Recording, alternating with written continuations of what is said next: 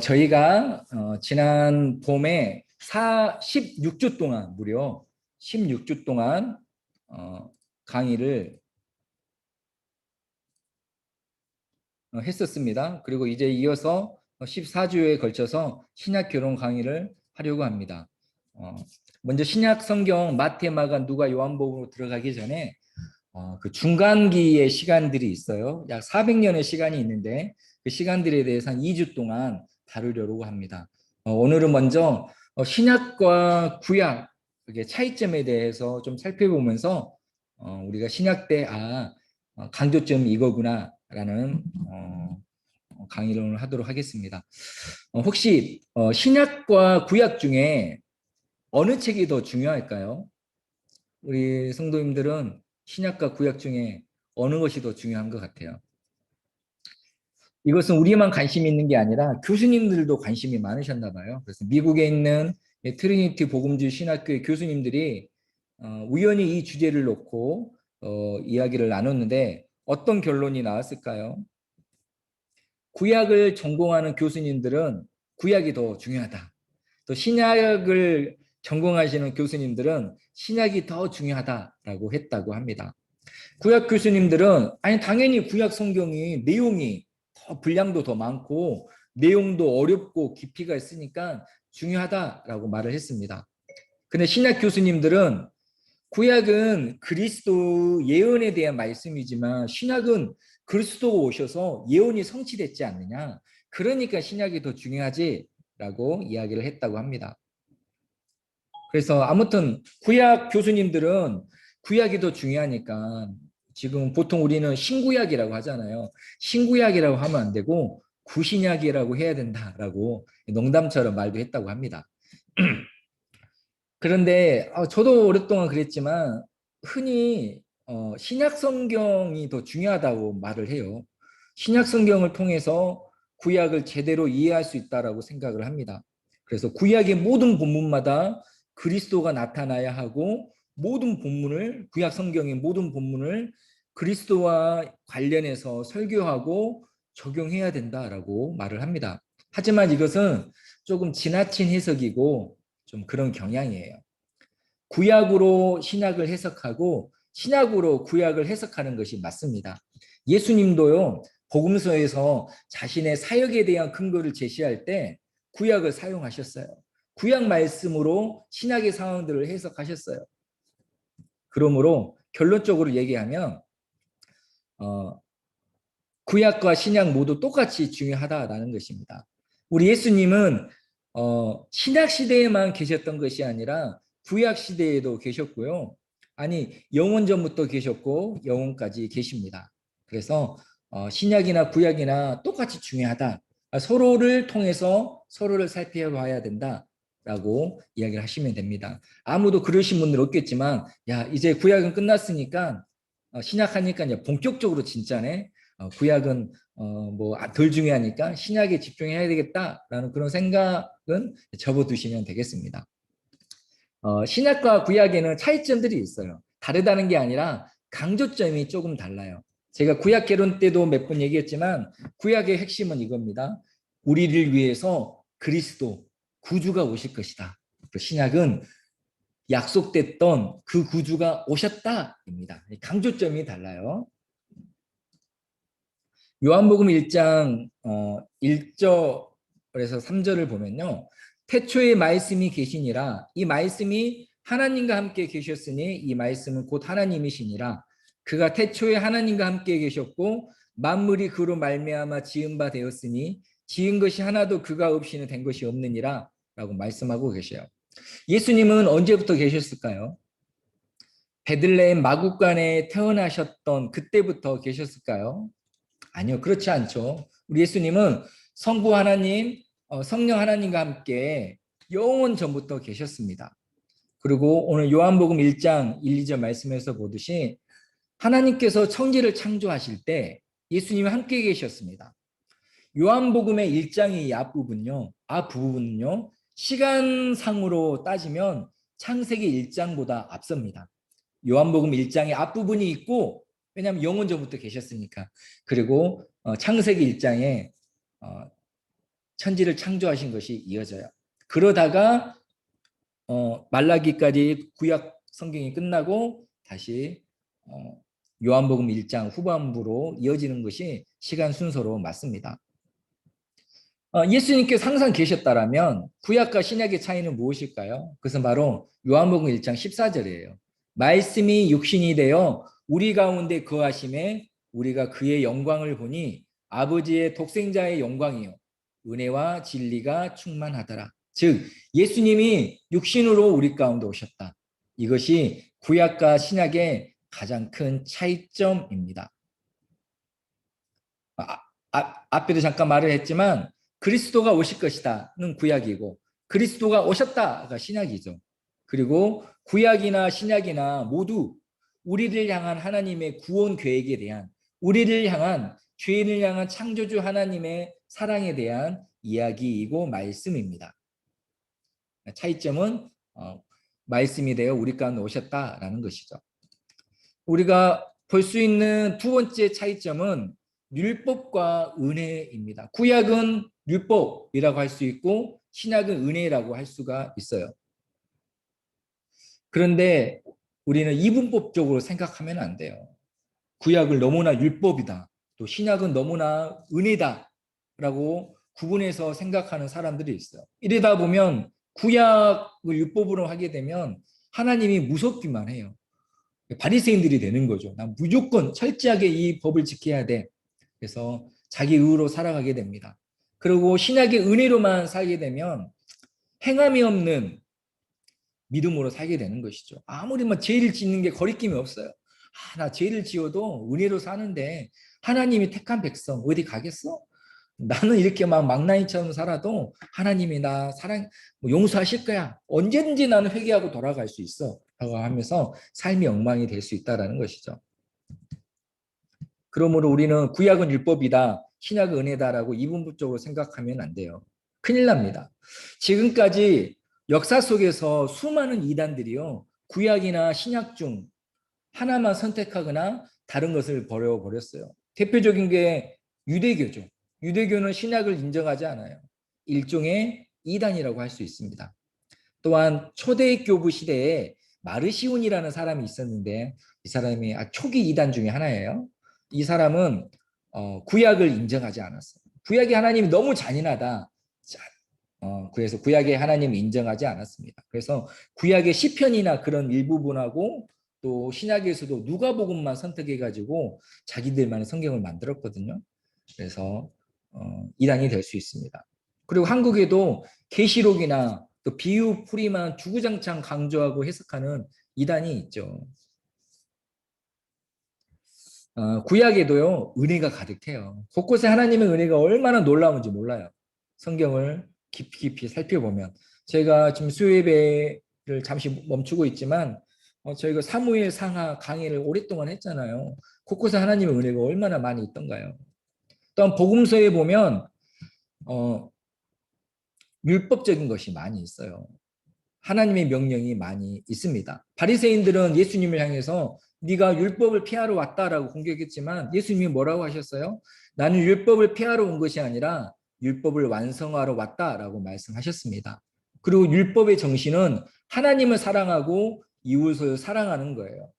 그리고 하나님 사랑과 이웃 사랑의 정점이 바로 예수님이시고 예수님의 십자가입니다. 이처럼 구약에도 은혜가 있고 신약에도 율법이 있어요. 단 율법이 구약의 핵심 주제이고 은혜가 신약의 핵심 주제라는 것은 분명합니다. 율법의 역할은 그거죠. 죄를 깨닫게 해요. 왜 깨닫게 합니까? 율법의 뜻이 자체가 교훈, 가르침이에요. 그리고 하나님께서 우리에게 하나님을 닮아가도록 하나님처럼 거룩하도록 율법을 주셨어요. 그런데 문제는 우리가 그 율법을 다 지킬 수 없다라는 것입니다. 그러면 어떻게 되냐면 나는 나의 노력과 의로 구원을 얻을 수 없구나 깨닫는 것입니다. 그리고 은혜는 이 죄를 덮고 용서합니다. 그래서 우리는 믿음으로 말미암아 은혜로 구원을 받죠. 그러나 은혜를 누리기 전에 뭐가 있어야 돼요? 죄를 깨달아야 해요. 사람이 어때요? 잘못한 줄 알아야 용서를 구하죠. 저 사람이 자기 잘못을 깨닫고 용서를 구하면 용서를 하는 것이 맞는 것이죠. 그래서 바울은 로마서 5장 20절에서 이렇게 말을 했어요. 죄가 더한 곳에 은혜가 더욱 넘쳤나니. 죄 지으라는 것이 아니라 죄를 깨닫는 것은 나는 죄인이구나. 나는 정말로 은혜가 필요한 사람이구나. 하나님께서 나를 용서해 줘야 되겠구나 라고 깨달으니까 은혜가 넘치는 거예요. 바울은 믿음으로 의롭다 하심을 받는 이신칭의 교리를 발전시켰습니다. 그러나 행함이 없는 믿음은 죽은 믿음이에요. 정리하겠습니다. 구약은 율법, 신약은 은혜라고 할 수 있고 그렇게 핵심 주제가 달라지지만 절대 두 가지를 따로 떼어놓고 이분법적으로 생각하시면 안 된다라는 거예요. 자, 세 번째는 만나와 생명의 떡이라고 제가 드린 자료에는 기록되어 있죠. 이것을 제가 좀 설명해 드릴게요. 애굽에서 나온 이스라엘이 광야 생활을 할 때 하나님께서 뭘 주셨죠? 뭐 많이 주셨지만 대표적인 것이 만나죠. 하나님께서 주신 이 만나가 이스라엘에게는 매일의 양식이 되었고 이스라엘을 향한 하나님의 사랑과 은혜였으며 놀라운 기적이었습니다. 하나님께서 우리를 먹이시는구나. 하나님은 먹이시는 하나님이시구나. 우리는 하나님이 주신 것을 먹고 누리는 하나님의 선택받은 백성이구나. 라는 그런 고백이기도 합니다. 그러나 비록 이 만나가 하나님의 은혜의 산물일지라도 만나를 먹어도 어때요? 여전히 배가 고파요. 그 다음 날이 되면 또 만나를 주어야 했습니다. 그리고 만나를 먹더라도 영원히 살지 못하고 죽음을 맞게 되죠. 육신을 이렇게 하는 것이지만 이 하나님의 은혜인 만나는 영혼까지는 살리지는 못합니다. 그러나 예수님은 생명의 떡입니다. 요한복음 6장에 보면 예수님은 생명의 떡이라고 말씀하셔요. 이 말은 무슨 말이냐면 영혼을 살리는 떡이며 영혼이 살게 하는 양식이라는 의미이죠. 우리가 다 믿고 고백하는 것처럼.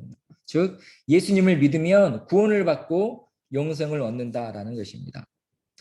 율법과 은혜의 관계에서도 율법은 일시적이고 제한적이었다면 이 은혜는 지속적이며 영원합니다. 만나 역시 일시적이었죠. 제한적이었죠. 임시적이었습니다. 그러나 생명의 떡인 우리 예수님은 영원히 지속되며 완성됩니다. 이와 같은 도식, 구약에 주셨던 많은 것들은 임시적이었다면 신약의 예수님으로 인한 것들은 완성됐다라는 이 도식은 이 이후에도 계속 반복됩니다. 이것을 우리 삶에 적용해 보면 이렇죠. 하나님께서 주셔서 우리가 이 땅에서 누리는 여러 가지 복들이 있어요. 그러나 그것들은 일시적이고 제한적이고 임시적입니다. 하나님은 우리를 형통하게 하셔요. 부유함을 주셨어요. 그러나 그것은 일시적이고 임시적입니다. 하나님께서 우리에게 건강을 주셨어요. 그건 역시 임시적입니다. 그러나 예수님을 믿는 그 믿음으로 얻는 구원과 은혜는 어때요? 이것은 영원하며 완전합니다. 파기되지 않으며 누구도 빼앗아 갈 수 없습니다. 코로나로 엄중한 이 시기에도 말이죠. 그래서 만나와 생명의 떡 중에서 무엇이 더 중요하겠습니까?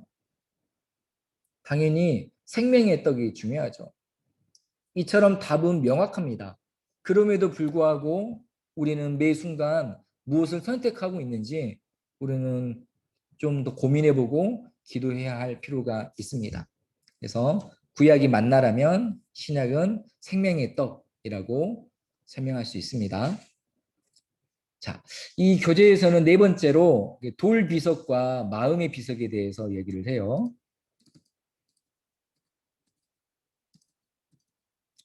고린도후서 3장 3절 말씀 제가 읽어드릴게요. 너희는 우리로 말미암아 나타난 그리스도의 편지니 이는 먹으로 쓴 것이 아니요 오직 살아계신 하나님의 영으로 쓴 것이며 오직 육의 또 돌판에 쓴 것이 아니요 오직 육의 마음판에 쓴 것이라 라고 말씀하고 있습니다. 즉 구약은 하나님의 말씀을 돌판에 새겼다라면 신약은 하나님의 말씀을 성도들의 마음에 새겼다라고 하면서 구약과 신약을 비교하고 있어요. 그러나 절대로 이게 우열을 가리는 비교가 아닙니다.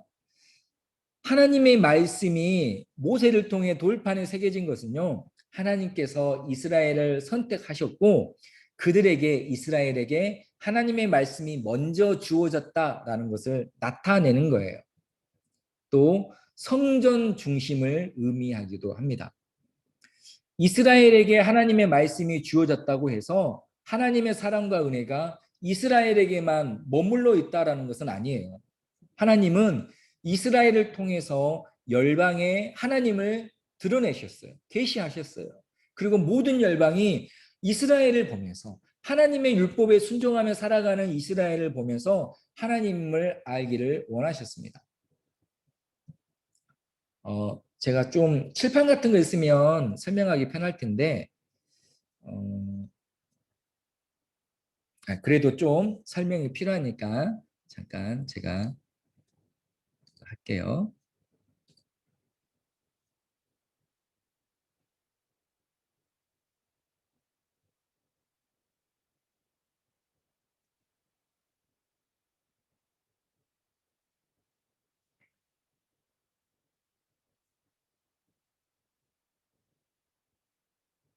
어,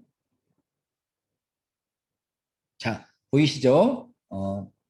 보통 인간의 역사를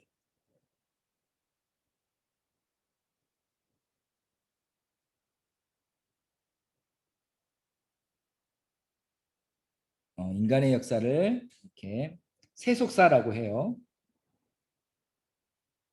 뭐 세속이라고 해서 타락했다는 게 아니라 설명하기 위한 겁니다. 세속사. 우리가 뭐 BC 몇 년에 뭐가 되고 AD 몇 년에 뭐가 되고 2020년에 코로나가 생기고 2021년에 하이퐁 교회 한인교회 성도들이 신학개론을 하고 있다. 이게 세속사예요.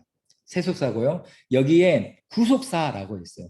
하나님께서 인간을 구원하는 그 구속에 대한 역사입니다. 그래서 이 세속사 안에 구속사가 들어가 있는 거예요. 숨겨져 있는 거예요. 그래서 구속사는 이렇게 흘러간다고 합니다.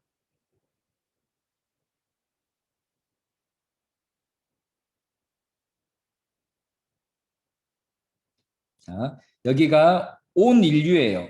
하나님께서 온 세상을 창조하셨어요. 그 죄로 인해 인간이 타락함으로 하나님께서 아브라함을 통해 이스라엘을 선택하셨어요. 이거 테러 집단 IS 아닙니다. 이스라엘입니다. 네. 이스라엘을 선택하셨어요. 그리고 이스라엘 중에서 유다 지파를 선택하셨어요. 그리고 예수님으로 인해 하나님의 구원 역사가 이루어지죠. 예수님 우리를 위해 십자가에 죽으심으로 우리 모든 죄를 사하시고 구원의 문을 여셨어요. 그리고 그 이후에 온 유대와 사마리아와 땅끝까지 확장됩니다. 축소됐다가 확장됩니다. 영원 전부터 영원 후까지 확장되는 거예요. 이런 세속의 역사 속에 구속사가 담겨 있습니다. 그리고 담겨 있는 이것이 가장 더 중요하다라는 것이죠. 그래서 금방 제가 설명했던 이 개념을 갖고 계세요. 그러면 다른 부분에서도 굉장히 유익합니다. 자, 다시 돌아와서 이렇게 구속사가 이렇게 이어지고 있습니다. 신약에서는 구약에서는 하나님이 성전을 지으셨고 성전을 중심으로 이스라엘이 하나님을 믿고 하나님을 따라갔습니다. 신약에는 어때요? 예수님을 믿는 사람들이 성령이 거하시는 전이죠. 이렇게 말씀하고 계셔요. 믿는 사람 한 사람 한 사람이 그리스도의 편지이고 세상이 하나님을 보는 창문이 되는 것입니다. 지금 우리 권사님 집사님 한 분 한 분이 그리스도의 편지이고 향기예요. 세상이 우리를 보면서 하나님을 봐요. 구약에서는 사람들이 찾아봤어요. 솔로몬을 찾아갔던 스바 여왕처럼요. 신약에서는 사람들을 찾아가요. 예루살렘과 온 유대와 사마리아와 땅끝까지 이르러 내 증인이 되라. 볼지어다 내가 세상 끝날까지 너희와 함께 있을지어다. 너희는 가서 모든 족속으로 제자를 삼아라 라고 예수님이 말씀하셨죠. 그래서 이것은 구약은 그냥 돌판에 주셨고 신약은 마음에 주셨던 것이 아니라 하나님의 은혜 구원 역사가 이스라엘 중심으로 있는 거였다면 이제는 모든 사람을 통해서 이방인에게로 퍼져가는 그런 것으로 이해하시면 더 좋겠습니다. 그리고 일시적 5번, 일시적 영광과 영원한 영광에 대한 이야기를 하고 있어요. 고린도후서 3장 13절에 보니까 제가 읽어드릴게요. 우리는 모세가 이스라엘 자손들에게 장차 없어질 것에 결국을 주목하지 못하게 하려고 수건을 그 얼굴에 쓴 것 같이 아니하노라. 어렵죠. 제가 좀 풀어서 설명해 드릴게요.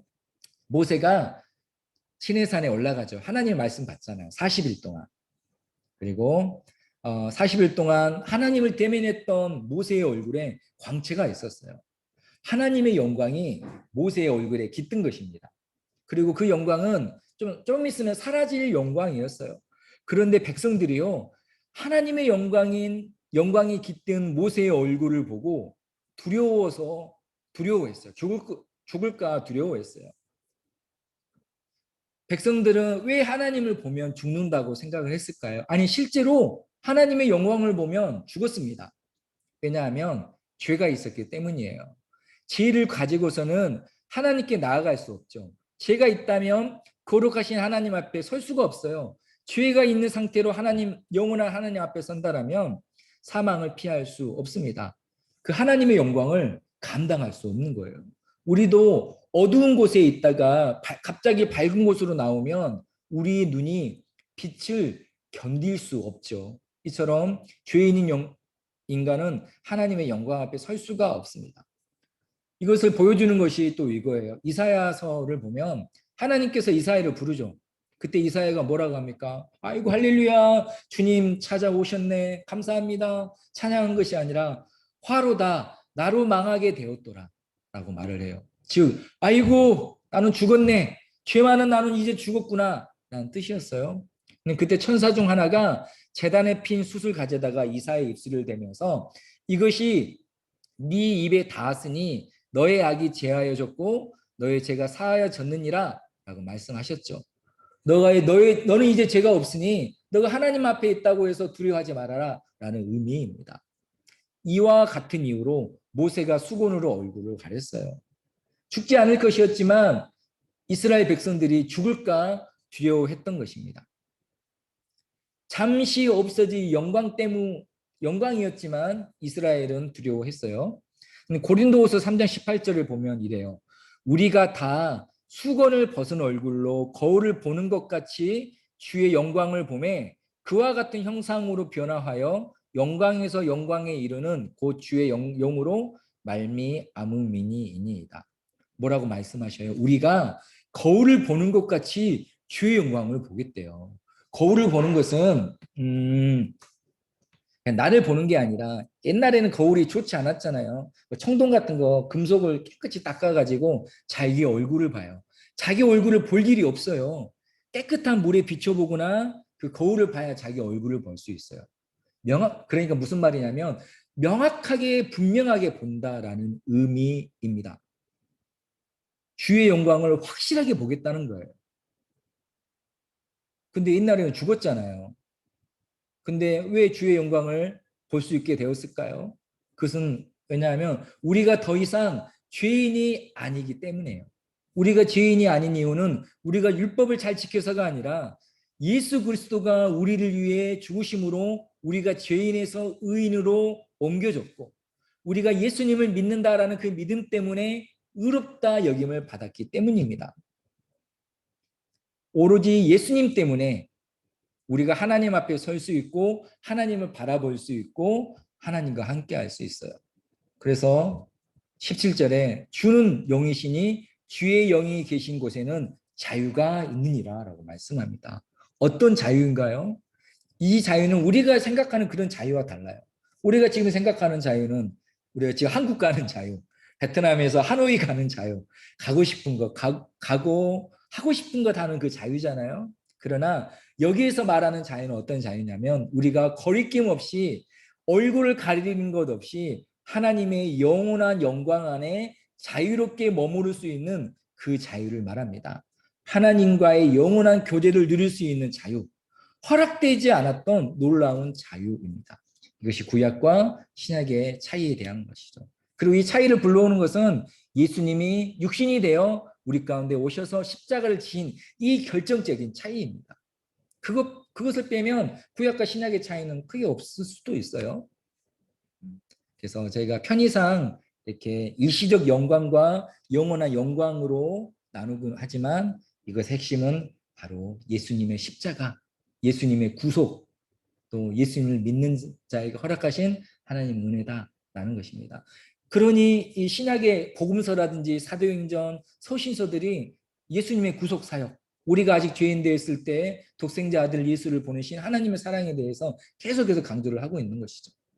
그리고 그것 때문에 복음이 땅끝까지 흘러갔고 우리에게까지 흘러갔고 우리가 베트남에서도 신앙생활 하면서 이 믿음이 베트남 곳곳으로 흘러가기를 기도하고 예배하고 사역하는 것입니다. 이것을 이 개념을 가지고 있으면 신약의 말씀 하나하나들이 사건 하나하나들이 훨씬 더 강하게 의미 있게 다가올 거라고 생각을 해요. 너무 감사하죠. 그 자유가 우리 안에 있다라는 것이요. 자, 여섯 번째로는 종이냐 자녀냐라고 얘기를 해요.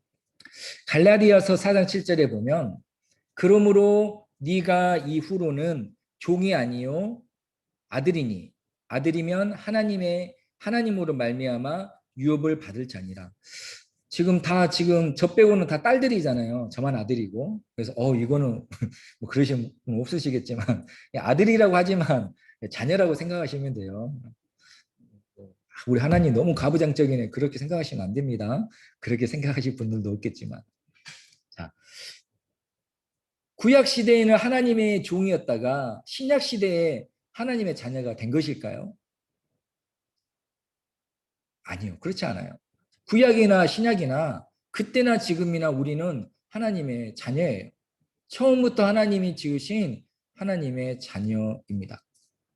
한 집의 자녀, 그 주인의 자녀는 유업을 이어요. 이 말씀을 이해하기 위해서는 당시 시대와 문화를 좀 이해할 필요가 있어요. 지금 우리 시대에는 후견인 제도가 없죠. 근데 복음서가 기록된 서신서가 기록된 로마 시대에는 후견인 제도가 있었습니다. 그 한 집의 자녀는 주인의 자녀는 그 유업을 이어요. 그래서 사실 속성으로 보면 주인이에요. 그러나 어렸을 때는 어때요? 아직 미숙하죠. 아버지가 정한 때, 그게 뭐 16살이든 20살이든 정한 때까지는 후견인이나 청지기의 지도를 받아야 돼요. 그래서 후견인을 세워요. 그래서 어떤 학자일 수도 있고 아니면 그 집안에 지혜로운 종을 후견인으로 세우기도 해요. 너가 우리 딸을 좀 클 때까지 잘 돌봐라, 가르쳐라 라고 합니다.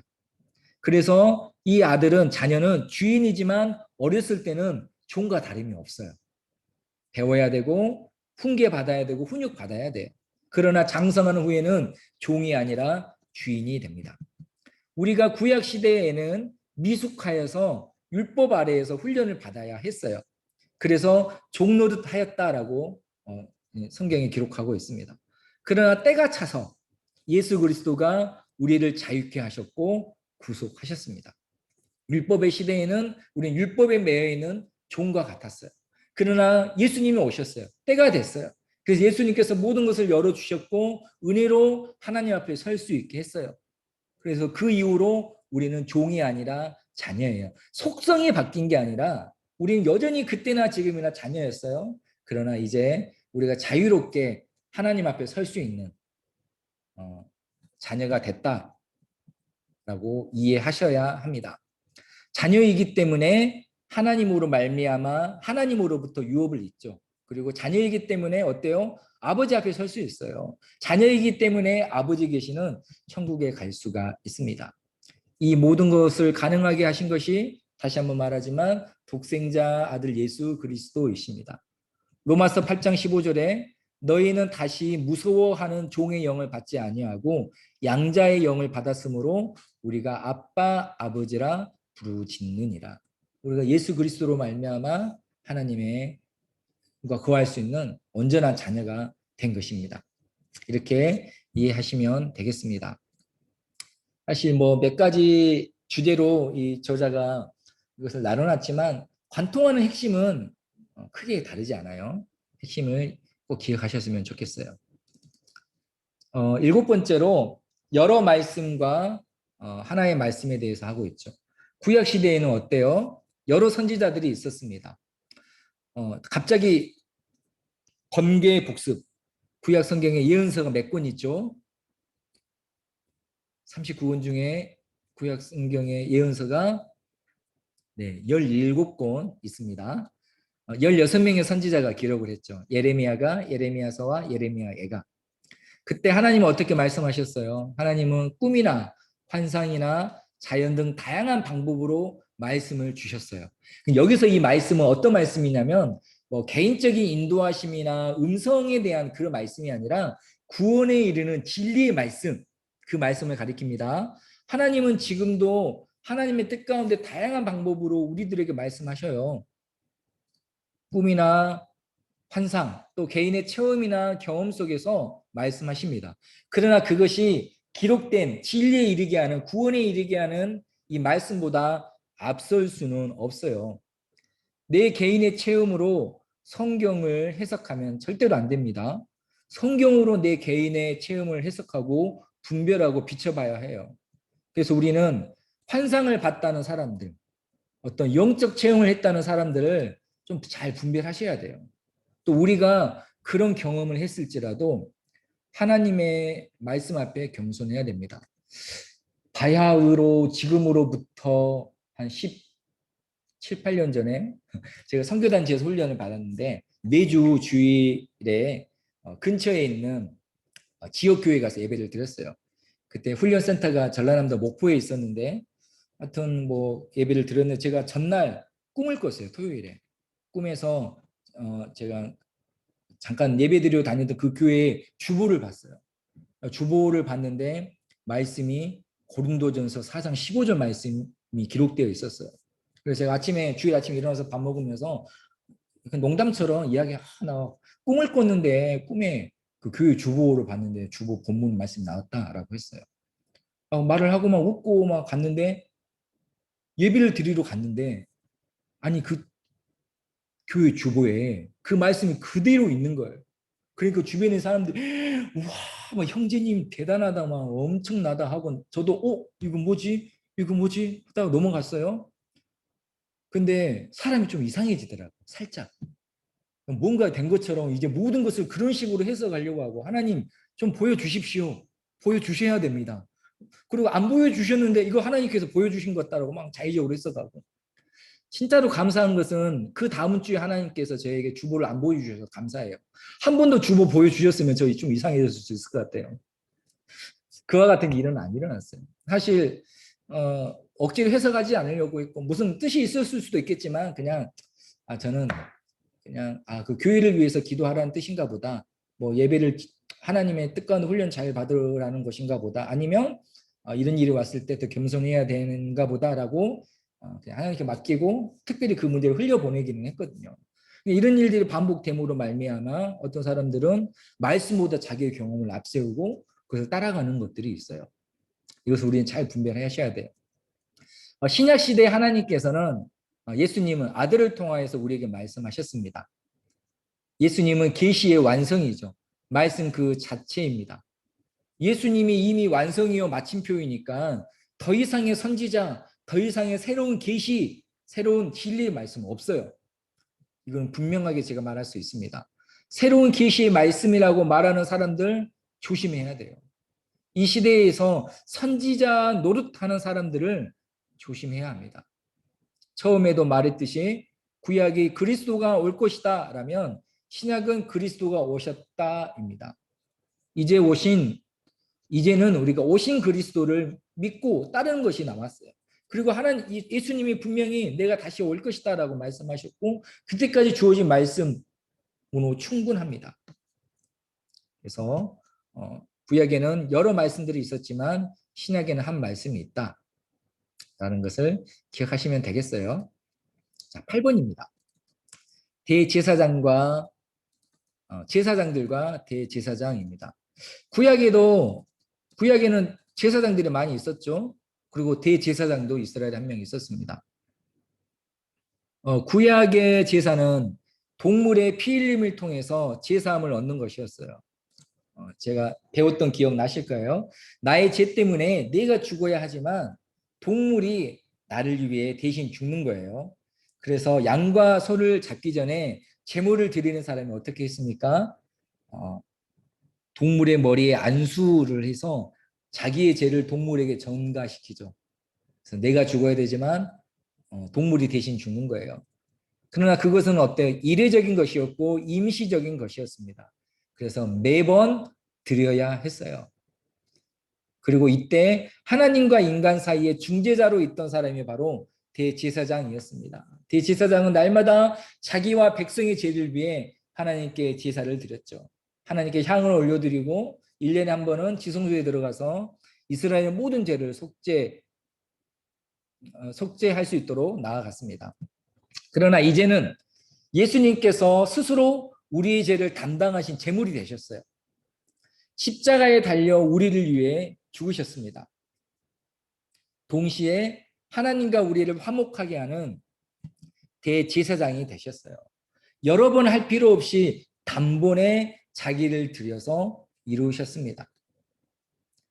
인간 대제사장들 역시 죄인이었고 또 그들은 사역을 감당하다가 죽었어요. 그러나 영원한 대제사장이신 우리 예수님은 죄가 없으시며 지금도 우리를 위해 말할 수 없는 탄식으로 중보하고 계십니다. 구약의 제사와 제사함이 일시적이었다라면 예수님으로 말미암은 제사함은 단번에 영원히 이루셨습니다. 예수님은 우리가 과거에 지은 죄와 현재에 짓고 있는 죄뿐만 아니라 우리가 미래에 지을 죄에 대해서도 이미 구속하셨습니다. 그러나 이 구속의 은혜를 누리려면 우리의 고백과 우리의 믿음이 있어야 되는 것이죠. 그리고 그것을 믿고 담대히 하나님 보좌 앞으로 나아가는 것이 있어야 합니다. 예수님은 이미 다 이루셨어요. 그러나 우리가 믿음으로 반응해야 됩니다. 이것이 신약과 구약의 가장 큰 차이예요. 8번하고 9번은 같은 내용, 비슷한 내용이어서 제가 이어서 설명을 했어요. 제가 10번을 좀 더 설명할게요. 홍수인가 불인가? 저도 어렸을 때부터 많이 들었죠. 옛날에는 하나님이 물로 심판하셨고 앞으로 하나님이 인간을 불로 심판하겠다라고 하셨습니다. 이런 얘기 들으면 어떠세요? 괜히 좀 무섭죠. 그리고 불심판하면 괜히 더 무서워요. 우리도 실제로 물 만질 때랑 불 만질 때 생각하면 불이 훨씬 뜨겁고 하니까 어우 더 무섭다라는 마음을 주게 됩니다. 그런데요, 제가 계속해서 말하지만 이분법으로 생각하면 안 됩니다. 그리고 이 책의 저자 토비홀 목사님이 좀 보수적이에요. 그리고 문자적으로 해석하는 그 경향을 따르고 있습니다. 뭐 잘못됐다는 게 아니라 경향성입니다. 자, 노아 시대에 하나님께서 홍수, 즉 물에 가득함으로 세상을 심판하셨습니다. 이게 분명하죠. 베드로후서 3장 6절에 그때의 세상은 물이 넘침으로 멸망하였을 때라고 말을 하고 있습니다. 물의 넘침을 완전한 멸망을 하고 생각하시면 안 돼요. 이 멸절은 끝을 의미하기 때문에 노아의 홍수는 인간을 멸종시킨 것이 아니었어요. 노아의 홍수는 하나님의 심판이죠. 인간 역사에 개입하셔서. 그러나 인간을 멸절시킨 것이 아니라 악을 정화시키는 의미였습니다. 악이 관영해서 가득했기 때문에 그 모든 악을 정화시키고 마치 물로 세례를 주듯이 정화시키고 노아의 가문으로부터 다시 시작하셨던 것입니다. 베드로후서 3장 7절에 보니까 이제 하늘과 땅은 그 동일한 말씀으로 불사르기 위하여 라고 말을 합니다. 불의 심판. 이 말씀 역시 정화의 의미로 이해하셔야 돼요. 베드로는 불을 좋아했어요.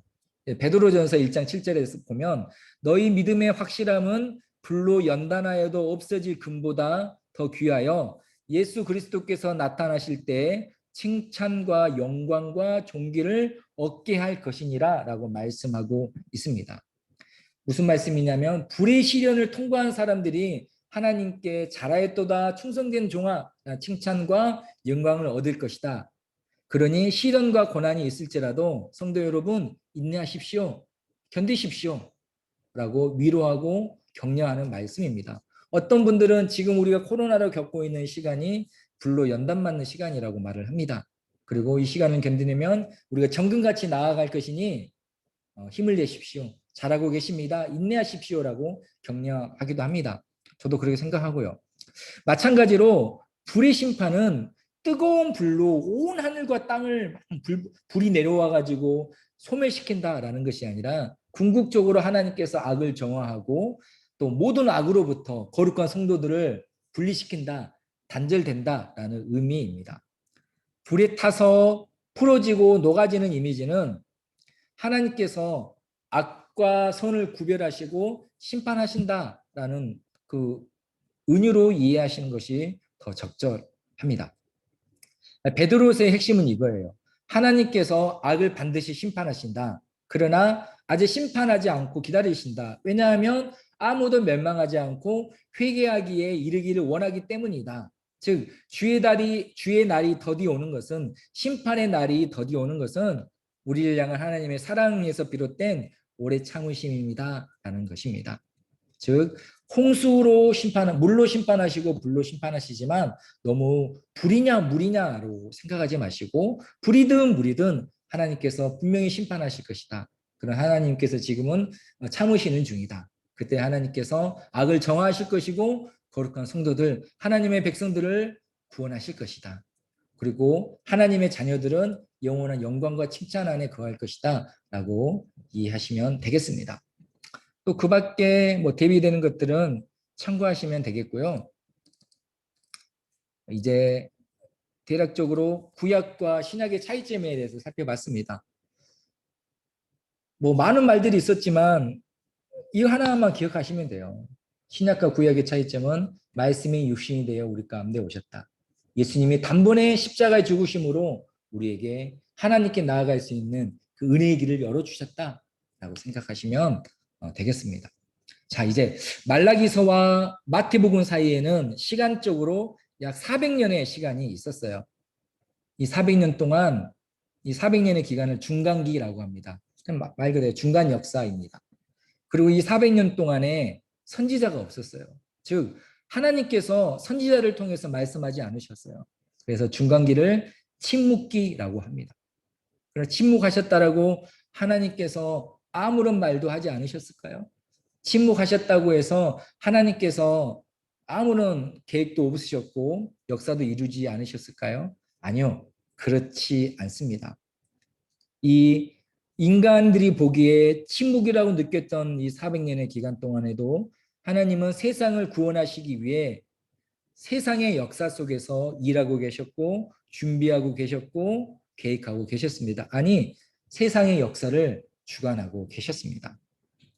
이제 우리는 다음 시간에는 이 중간기에 어떤 일이 있었는지 좀 알아볼 거예요. 오늘은 조금 신학적인 주제였다면 다음 시간은 역사 수업을 좀 할 겁니다.